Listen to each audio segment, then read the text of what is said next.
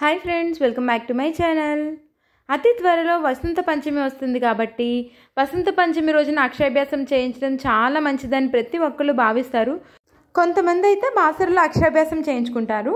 మరి ఈ బాసరలో కనుక మీ పిల్లలకి అక్షరాభ్యాసం చేయిస్తే అక్షరాభ్యాసం కంప్లీట్ అయిన తర్వాత బీజాక్షరాలు రాస్తే చాలా మంచిదండి. జనరల్గా చాలామంది అలా రాయిపించుకుంటారు.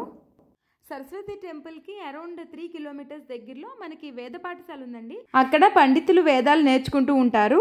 వాళ్ళకి మనం అక్కడికి వెళ్తే కనుక ఈ గ్రీన్ కలర్ గరికతోటి తేనెలో ముంచి నాలుక మీద బీజాక్షరాలు రాస్తారండి.